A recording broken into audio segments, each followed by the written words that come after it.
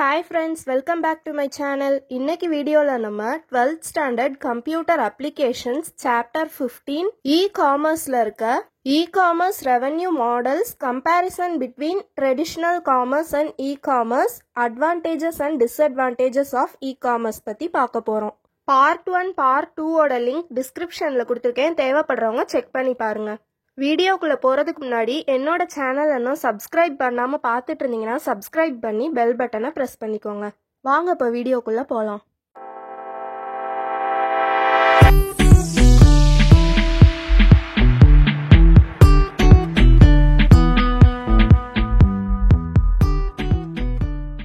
First நம்ம e-commerce revenue மாடல்ஸ்னா என்னன்னு பார்க்கலாம். வழக்கமாக பொருட்களை விற்கிறது மட்டும் இல்லாமல் இன்டர்நெட் மூலமாக ஒரு கம்பெனி சம்பாதிக்கிறதுக்கு இன்னும் பல வழிகள் இருக்குது. எப்படிலாம் இன்டர்நெட் மூலமாக பணம் சம்பாதிக்கலான்றத வரிசையாக கொடுத்துருக்காங்க. அதெல்லாம் ஒவ்வொன்றா இப்போ பார்க்கலாம். ஃபர்ஸ்ட் நம்ம பார்க்க போகிறது அஃபிலியேட் வெப்சைட். இந்த அஃபிலியேட் வெப்சைட்டை தேர்ட் பார்ட்டி மார்க்கெட்டிங் அப்படின்னு சொல்லலாம். இதில் அந்த வெப்சைட் ஓனரோட பெர்ஃபார்மன்ஸ் எப்படி இருக்குன்றத அடிப்படையாக வச்சு தான் அவங்களுக்கு பணம் கொடுப்பாங்க. இந்த வெப்சைட் ப்ராடக்ட்ஸோட ப்ரைஸை கம்பேர் பண்ணுறது, அந்த ப்ராடக்ட்ஸ் பற்றின ரிவ்யூ போடுறது, அந்த ப்ராடக்ட்ஸை வாங்குறதுக்கான அஃபிஷியல் லிங்கை ப்ரொவைட் பண்ணுறது, இந்த மாதிரியான வேலையெல்லாம் செய்யும். ஃபார் எக்ஸாம்பிள், ரெண்டு வேற கம்பெனியை சேர்ந்த லேப்டாப்ஸ் இருக்குதுன்னா அந்த ரெண்டு லேப்டாப்ஸையும் கம்பேர் பண்ணி எது பெஸ்ட்டுன்னு அந்த வெப்சைட்டில் போட்டிருப்பாங்க. ஸோ அந்த வெப்சைட்டை விசிட் பண்ணுறவங்க எந்த லேப்டாப் வாங்கலான்றத அவங்க கொடுத்துருக்க ரிவ்யூவை வச்சு டிசைட் பண்ணுவாங்க. அந்த லேப்டாப் வாங்குறதுக்கான அஃபிஷியல் லிங்கையுமே அந்த வெப்சைட்டில் ப்ரொவைட் பண்ணியிருப்பாங்க. ஸோ இந்த மாதிரியான வெப்சைட் மூலமாக மக்கள் அந்த லேப்டாப்பை வாங்கும்போது அந்த லேப்டாப் கம்பெனி இந்த வெப்சைட் ஓனருக்கு அமௌண்ட் கொடுப்பாங்க.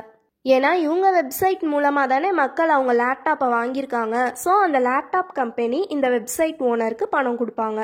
இந்த அஃபிலியேட் வெப்சைட் ஒரு குறிப்பிட்ட ப்ராடக்டை பற்றி அதிகமான இன்ஃபர்மேஷன் கொடுக்கறதுனால அதிக அளவிலான பார்வையாளர்களை ஈர்க்குது.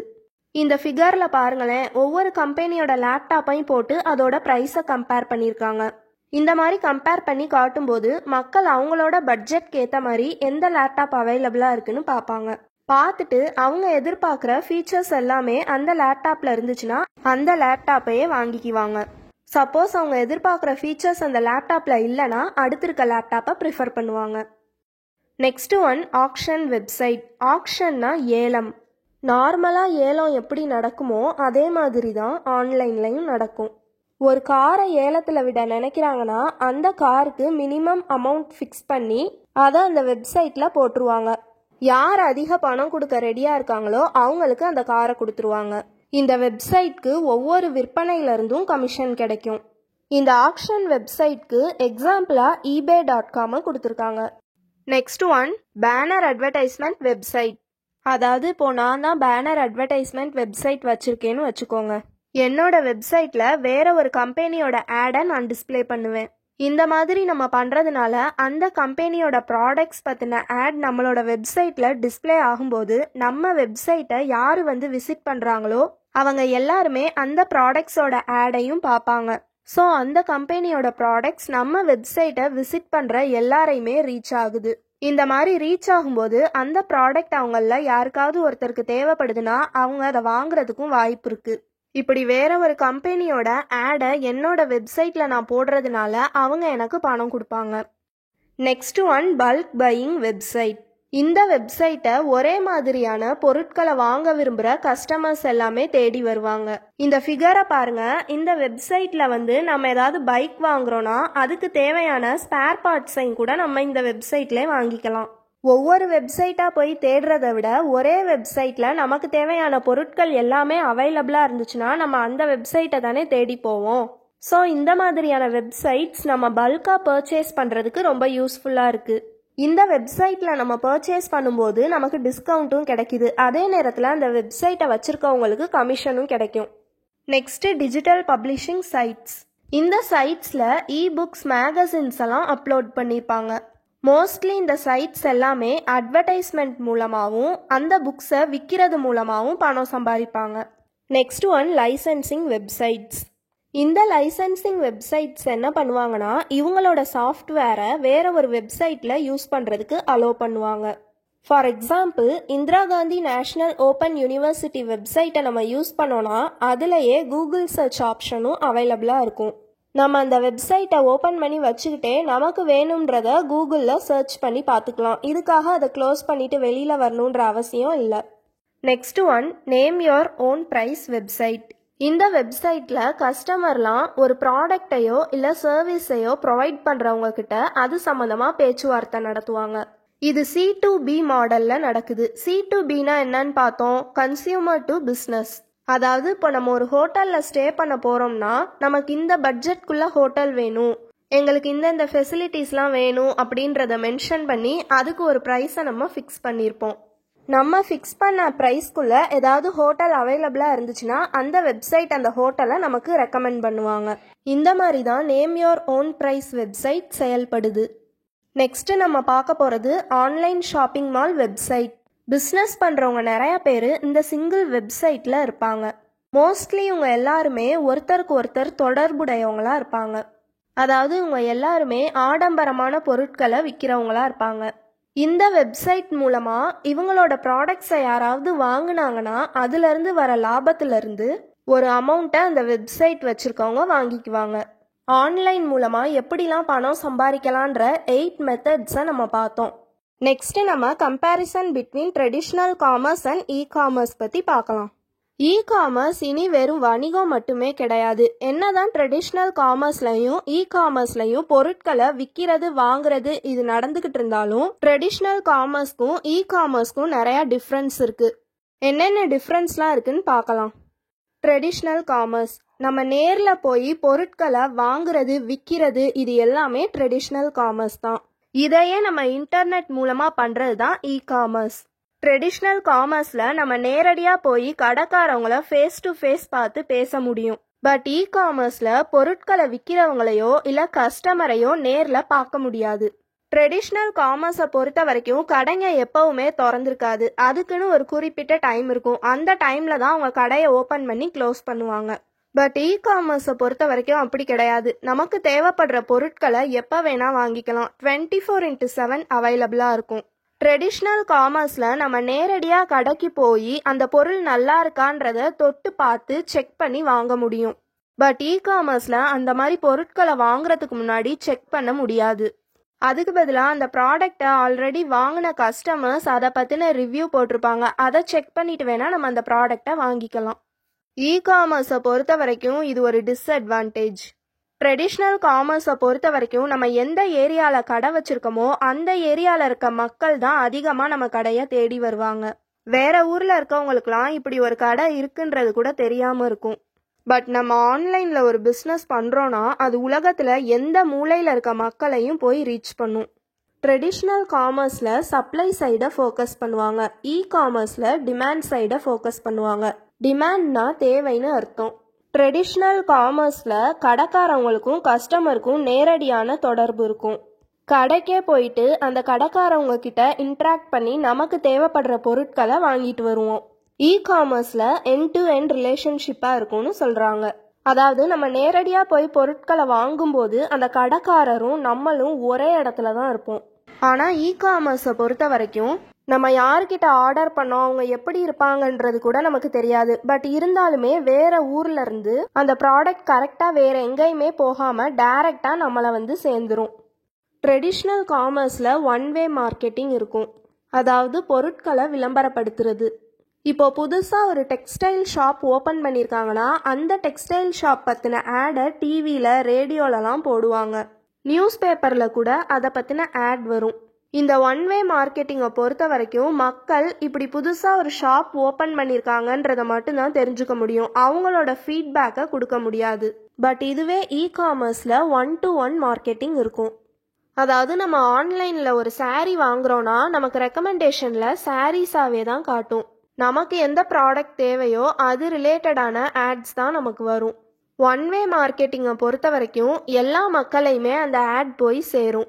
பட் 1-to-1 மார்க்கெட்டிங்கை பொறுத்த வரைக்கும் யாருக்கு என்ன தேவையோ அது சம்மந்தமான ஆட்ஸ் தான் வரும்.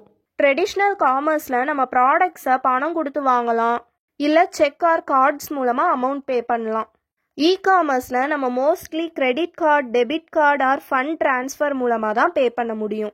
ட்ரெடிஷ்னல் காமர்ஸில் நம்ம பணம் கொடுத்து உடனே அந்த ப்ராடக்டை கையோட வாங்கிட்டு வந்துடுவோம். அப்படியே நம்ம ஆர்டர் பண்ணிட்டு வந்தாலும் அதை உடனே நமக்கு டெலிவர் பண்ணிடுவாங்க. பட் இ-காமர்ஸை பொறுத்த வரைக்கும் அந்த மாதிரி உடனடியாக நம்மளால் ப்ராடக்டை வாங்க முடியாது. ஏன்னா நம்ம ஆர்டர் பண்ண ப்ராடக்ட் வேற ஒரு கண்ட்ரியில் இருந்துச்சுன்னா அங்கேருந்து நம்ம கண்ட்ரிக்கு வர டைம் எடுக்கும். ஸோ நம்ம ஆன்லைனில் பொருட்களை வாங்கினா நேரடியாக போய் நம்ம வாங்குறது மாதிரி உடனே கைக்கு கிடைக்காது. கொஞ்சம் நம்ம வெயிட் பண்ணி தான் ஆகணும். ட்ரெடிஷ்னல் காமர்ஸ்க்கும் இ-காமர்ஸ்க்கும் இருக்க டிஃப்ரென்ஸ் பார்த்துட்டோம். நெக்ஸ்ட் இ-காமர்ஸோட அட்வான்டேஜஸ் அண்ட் டிஸ்அட்வான்டேஜஸ் பார்க்கலாம். இ-காமர்ஸோட அட்வான்டேஜஸ் அண்ட் டிஸ்அட்வான்டேஜஸ் இது ரெண்டுமே 3 பேரை பாதிக்குது. Consumers, business organisations and society. இவங்க 3 பேரும் தான் இ-காமர்ஸோட பார்ட்டாக இருக்காங்க. மெயினாக பொருட்களை விற்கிறவங்க வாங்குறவங்கள தான் இது ரொம்ப பாதிக்குது. இ-காமர்ஸோட அட்வான்டேஜஸ்லாம் என்னென்ன இருக்குன்னு பார்க்கலாம். இ-காமர்ஸை பொறுத்த வரைக்கும் நமக்கு தேவைப்படுற பொருளை எப்போ வேணாலும் எந்த நேரத்தில் வேணாலும் வாங்கிக்கலாம். 24/7 அவைலபிளாக இருக்கும். ஆன்லைன் மூலமாக பிஸ்னஸ் பண்ணும்போது ஏதாவது ஒரு இடத்துல கடை வச்சு நடத்தணும் அப்படின்ற எந்த ஒரு தேவையும் இல்லை. ஃபிசிக்கலாக எந்த ஸ்டோருமே இல்லாமல் ஆன்லைன்லேயே முழுக்க பிஸ்னஸ் பண்ண முடியும். இ-காமர்ஸோட ஒரு முக்கியமான அட்வான்டேஜ் அதோட ஸ்பீட்னே சொல்லலாம். Advanced electronic communication systems, messages எல்லாமே உலகம் ஃபுல்லாக உடனே ரீச் ஆகுறதுக்கு ரொம்ப யூஸ்ஃபுல்லாக இருக்குது. இப்போ நமக்கு ஏதாவது ஒரு ப்ராடக்ட் ஆன்லைனில் வேணும்னா அதோட ப்ரைஸ் எல்லாம் தெரிஞ்சுக்கிறதுக்கு நம்ம ரொம்ப நாள் காத்திருக்கணுன்ற தேவை கிடையாது. இன்டர்நெட் ஆர் இ-காமர்ஸை பொறுத்த வரைக்கும் கம்யூனிகேஷன் டிலே அப்படின்ற ஒன்றே கிடையாது. ஃபார் எக்ஸாம்பிள், இப்போ நம்ம அமேசானில் ஒரு சாரீ பர்ச்சேஸ் பண்ண போகிறோம்னா அந்த சாரியை நம்ம கிளிக் பண்ணி உள்ளே போனதுமே அதோட ப்ரைஸ், அதோட ஃபேப்ரிக் என்ன, அதை பற்றின டீட்டெயில்ஸ் எல்லாமே நமக்கு வந்துடும். நம்ம அதோட டீட்டெயில்ஸை தெரிஞ்சுக்கிறதுக்காக வெயிட் பண்ணணும் அப்படின்ற ஒரு விஷயம்லாம் இ-காமர்ஸை பொறுத்த வரைக்கும் கிடையாது. இப்போ நார்மலாக நம்ம இன்டர்நெட்டில் ஏதாவது சர்ச் பண்ணாலுமே உடனே அதோட ரிசல்ட்டை நம்ம காட்டுதில்ல. ஸோ இந்த இன்டர்நெட் உலகத்தை பொறுத்த வரைக்கும் ஸ்பீட் அப்படின்றது ஒரு முக்கியமான அட்வான்டேஜ். நம்ம நேரில் போய் ஒரு கடையில் பொருட்களை வாங்குறத விட ஆன்லைனில் வாங்குறதுக்கு ரொம்ப ஈஸியாகவும் விலை கம்மியாகவும் இருக்குது.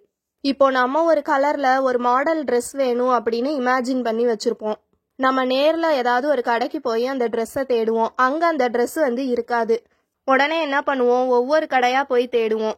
நமக்கு ஒரு வேளை லக் இருந்தால் அந்த ட்ரெஸ்ஸு கிடச்சிரும். இல்லைனா நம்ம என்னதான் அலைஞ்சு திரிஞ்சாலும் நம்ம எதிர்பார்த்த ட்ரெஸ் நமக்கு கிடைக்காது.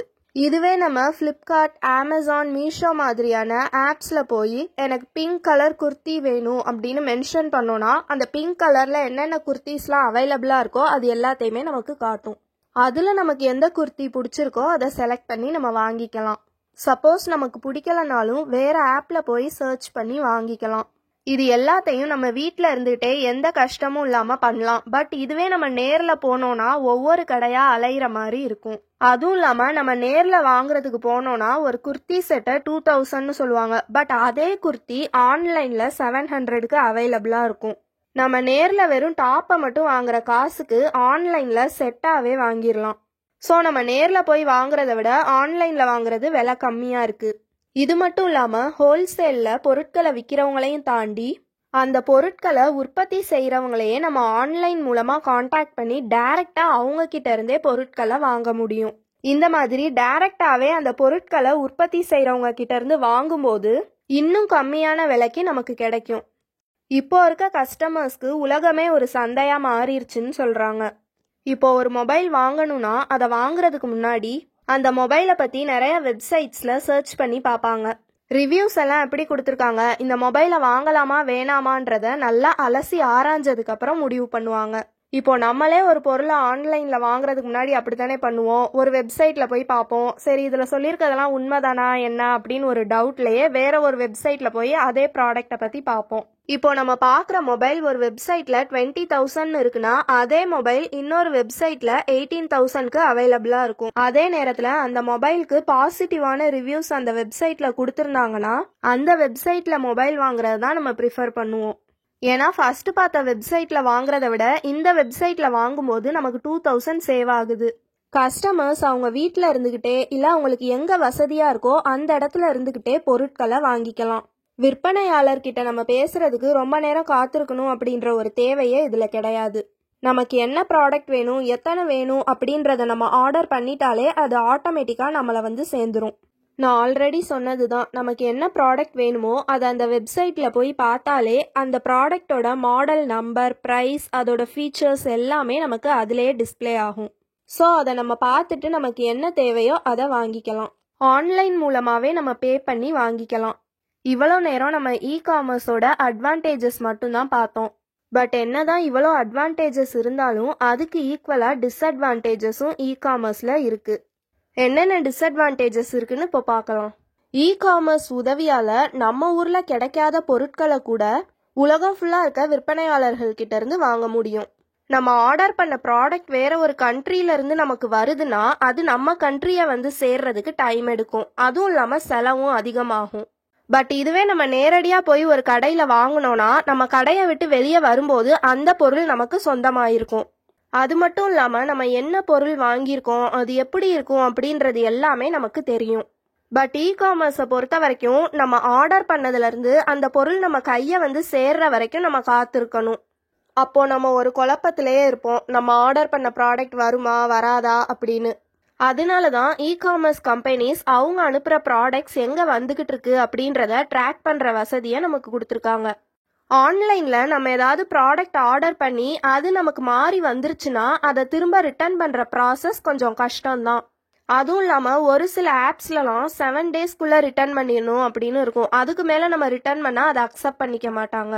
பட் இதுவே நம்ம நேரில் வாங்கினா கரெக்டாக நமக்கு எந்த ப்ராடக்ட் தேவையோ அதை தான் நம்ம வாங்கிட்டு வருவோம். மாறி வரதுக்கான சான்ஸே கிடையாது. அப்படியே மாறி வந்தாலும் நம்ம எடுத்துகிட்டு போய் கடைக்காரங்கள்ட்ட சொல்லி மாற்றி உடனே வாங்கிட்டு வந்துடலாம்.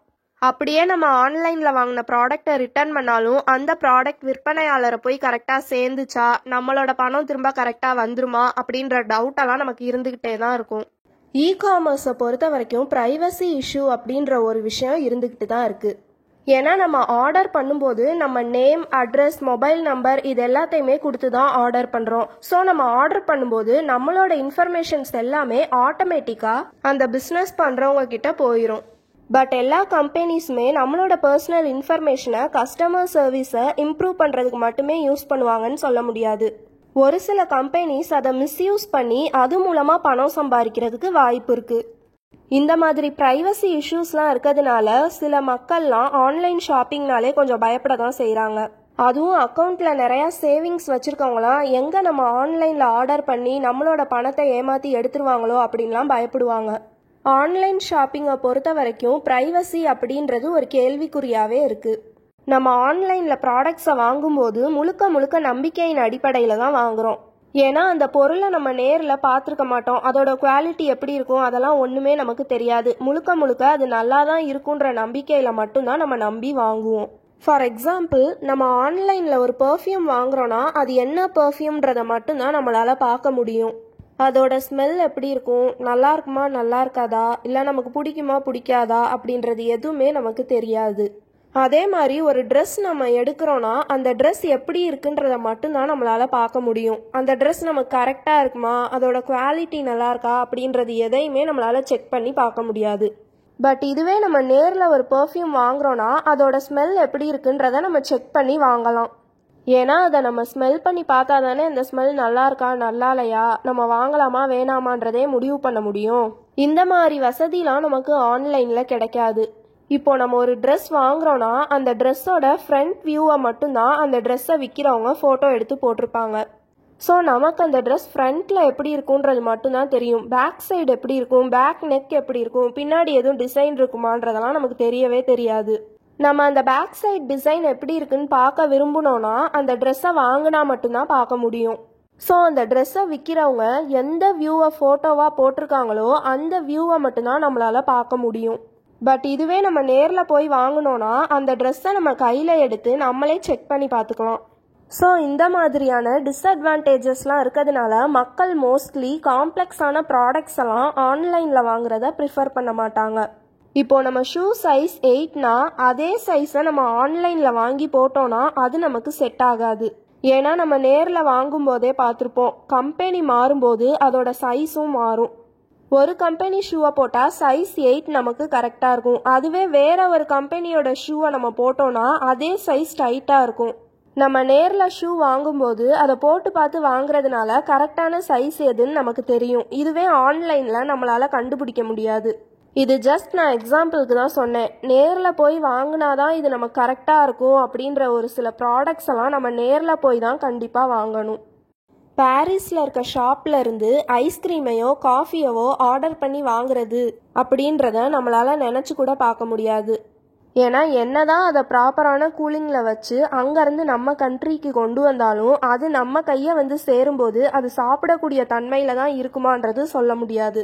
ஸோ ஆன்லைன் மூலமாக நம்ம ஆர்டர் பண்ணுற ப்ராடக்ட்ஸ் எல்லாமே நம்ம கையை வந்து சேர்ற வரைக்கும் யூஸ் பண்ணக்கூடிய கண்டிஷனில் இருக்கணும்.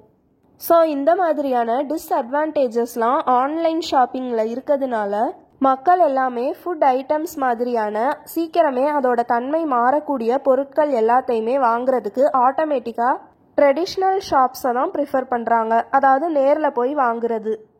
நெக்ஸ்ட்டு விநியோக தெளிவின்மை பற்றி கொடுத்துருக்காங்க. அதாவது நம்ம ஆர்டர் பண்ண ப்ராடக்ட் கரெக்டாக நம்ம கைக்கு வந்து சேருமான்ற ஒரு பயம் இருக்கும். ஏன்னா இ-காமர்ஸை பொறுத்த வரைக்கும் உலகம் ஃபுல்லாக நடந்துக்கிட்டு இருக்கு. நம்ம ஆர்டர் பண்ண ப்ராடக்ட் ஒருவேளை வேற ஒரு கண்ட்ரியில் இருந்துச்சுன்னா அது கரெக்டாக நம்மளை வந்து சேருமா அப்படின்ற டவுட் நமக்கு இருந்துக்கிட்டே தான் இருக்கும். நம்ம உண்மையான கம்பெனிக்கு தான் பணத்தை அனுப்பியிருக்கோமா, இல்லை நம்ம பணத்தை வாங்கிட்டு அவங்க பொருளை அனுப்பாமல் ஏமாத்திடுவாங்களோ அப்படின்ற பயமும் இருக்கும். ஆன்லைனை பொறுத்த வரைக்கும் ஏமாத்தினவங்களை கண்டுபிடிச்சி அவங்க மேலே ஆக்ஷன் எடுக்கிறது ரொம்பவே கஷ்டம். இதுவே நம்ம நேரில் போய் ஒரு ப்ராடக்டை ஆர்டர் பண்ணிவிட்டு வீட்டுக்கு வந்துட்டாலும் சப்போஸ் அவங்க அந்த ப்ராடக்டை டெலிவர் பண்ணலனாலும் நமக்கு தெரியும் நம்ம யார்கிட்ட வாங்கினோம், அவங்க எங்கே இருக்காங்க அப்படின்னு. இந்த மாதிரியான சிக்கல்லாம் இருக்கிறதுனாலயே இன்னுமே நிறையா பேர் ஆன்லைனில் வாங்குறத தவிர்க்கிறாங்க. இ-காமர்ஸில் என்னென்ன டிஸ்அட்வான்டேஜஸ்லாம் இருக்குன்னு பார்த்துட்டோம். ஸோ நீங்கள் இனிமேல் ஆன்லைனில் ஆர்டர் பண்ணுறீங்கன்னா கேர்ஃபுல்லாக ஆர்டர் பண்ணுங்கள். எந்த மாதிரியான ப்ராடக்ட்ஸ் எல்லாம் ஆன்லைனில் ஆர்டர் பண்ணால் கரெக்டாக இருக்கும் அப்படின்றத தெரிஞ்சுக்கிட்டு ஆர்டர் பண்ணுங்கள். நெக்ஸ்ட் இந்த பாக்ஸை பாருங்கள். டிஸ்ரப்டிவ் இனோவேஷன்ஸ் இன் இ-காமர்ஸ்னால் என்னன்னு கொடுத்துருக்காங்க. அதாவது இப்போ இருக்க டெக்னாலஜிஸை இனோவேஷன்ஸை வச்சு ரீப்ளேஸ் பண்ணுறது தான் டிஸ்ரப்டிவ் இனோவேஷன்ஸ். இனோவேஷன்ஸ்னால் புதிய கண்டுபிடிப்புகள்.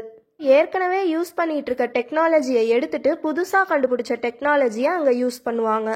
இந்த டிஸ்ரப்டிவ் இனோவேஷன் ஒரு புதிய சந்தையை உருவாக்குது. ஆனால் எல்லா இனோவேஷனுமே டிஸ்ரப்டிவ்னு சொல்ல முடியாது.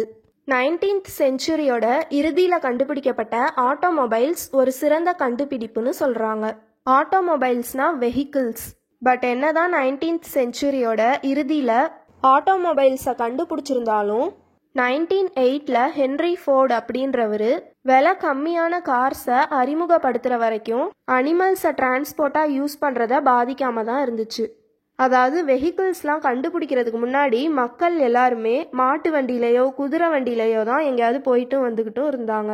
பட் எப்போ ஹென்ரி ஃபோர்ட் கம்மியான விலையில் கார்ஸை அறிமுகப்படுத்தினாரோ அப்போவே மக்கள் எல்லாருமே விலங்குகள் மூலமாக சவாரி பண்ணுறதை விட்டுட்டு அந்த குறைஞ்ச விலையில் இருக்க கார்ஸை வாங்கி யூஸ் பண்ண ஆரம்பித்தாங்க.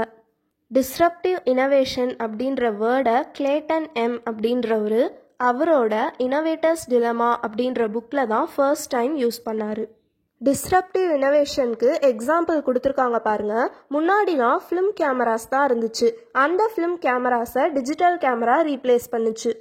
அதுக்கப்புறம் ஃப்ளாப்பி டிஸ்கை சிடி அண்ட் யூஎஸ்பி ரீப்ளேஸ் பண்ணுச்சு. இ-காமர்ஸே டிஸ்ரப்டிவ் இனோவேஷன் தான். ஏன்னா முன்னாடிலாம் நம்ம ஏதாவது பொருட்கள் வாங்கணும்னா நேரடியாக கடைக்கு போய் தான் வாங்குவோம். பட் டெக்னாலஜி வளர்ச்சினால நம்ம வீட்டில் இருந்துக்கிட்டே நமக்கு தேவைப்படுற பொருட்களெல்லாம் ஆன்லைன் மூலமாக வாங்குகிறோம். ஸோ இ-காமர்ஸே டிஸ்ரப்டிவ் இனோவேஷன் தான். இந்த வீடியோவில் இ-காமர்ஸ் ரெவென்யூ மாடல்ஸ்னால் என்னன்னு பார்த்தோம். அதுக்கப்புறம் ட்ரெடிஷ்னல் காமர்ஸ்க்கும் இ-காமர்ஸ்க்கும் இருக்க டிஃப்ரென்ஸ் பார்த்தோம். தென் இ-காமர்ஸோட அட்வான்டேஜஸ் அண்ட் டிஸ்அட்வான்டேஜஸ்லாம் என்னென்ன இருக்குன்னு பார்த்தோம். நெக்ஸ்ட் வீடியோவில் இந்த சாப்டரோட புக் பேக் ஆன்சர்ஸ் மட்டும் பார்த்துடலாம். நான் சொல்லித்தரது உங்களுக்கு நல்லா புரிஞ்சால் வீடியோவை லைக் பண்ணி உங்கள் ஃப்ரெண்ட்ஸ் அண்ட் ஃபேமிலிக்கு ஷேர் பண்ணுங்கள். தேங்க்ஸ் ஃபார் வாட்சிங்.